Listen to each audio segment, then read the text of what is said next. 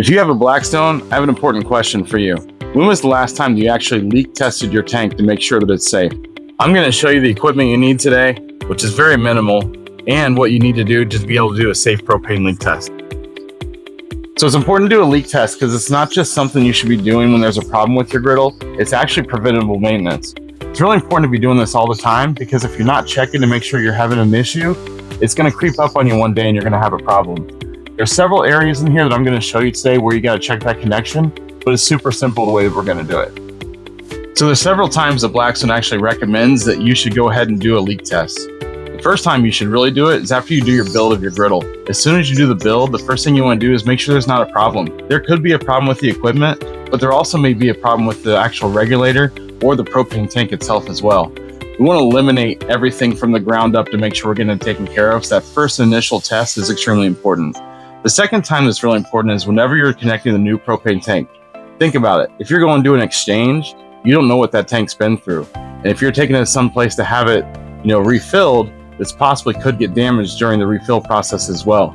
So you definitely want to make sure you're doing one after that as well. And then it's also important whenever you're disconnecting and reconnecting your regulator. If you're changing out your regulator for whatever reason, that could be important. If you're putting a new regulator on, you definitely want to make sure you're testing it there. And if your griddle's been stored for a long time, you never know what could be building up inside of your lines. So you definitely want to make sure you're taking care of them there as well. And lastly, if you smell propane, there's probably an issue and you better test that right away. It's nothing to play around with. Propane is extremely combustible. There's a reason why propane is used in cooking equipment. It needs that high temperature energy that you want. And so it's extremely important that you don't let that go the wrong way as well. This soap solution is what makes performing a leak test so easy. I'm just using a standard spray bottle and enough water and liquid dish soap to create bubbles. Give it a quick shake to mix everything together, and that's all there is to it. To start the leak test, the first thing we need to do is make sure the propane tank is completely closed. Next, we're going to ensure that we put the propane regulator on. Make sure you put it on correctly and do not cross-thread the threads. Next, we're going to slowly turn on the propane tank. And when I say slowly, I mean you want to just creep it up. The last thing we want to do right now is trip the regulator. And once we have the regulator fully on, now it's time just to spray all the connections. You want to spray the regulator, you want to spray all up through any threading, and make sure we get all the way up inside of that and start looking for bubbles. All right, so throughout here, we're looking to see if we see any bubbles starting to pop up or form. We don't see any on this tank, so that's awesome. I've had this tank for quite some time. I get it refilled constantly. You can see the bubbles forming when it's starting to have a slow leak. So I'm purposely doing a small leak just so you can see how the bubbles can form. And this is how we would know that we would have an issue. So if you didn't find any bubbles, you're good to go ahead and start cooking at that point. Light it up and you're ready to go. But don't light it up if you see any issues with your leak test. It's extremely important that we go ahead and go back and look and find out where that issue is. The first part is to check all the fittings. If you have to unscrew and rescrew them to make sure they're tight, definitely do that. But one of the easiest things to do is to cross-thread your regulator onto your tank when you're putting a new tank on. So definitely double check that and make sure that part's good as well. After you do that, if you still have a leak, we may have a bigger issue with the actual griddle itself.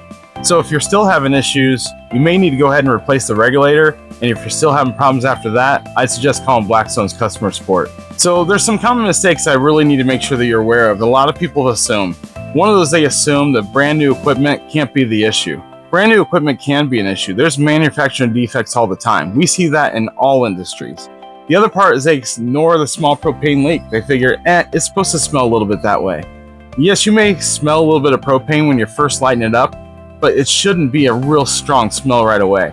The other part is they open the valve way too quickly. That could trip the regulator, but could also make sure that if you have a bad regulator, you're going to have a bigger issue on your hands there as well.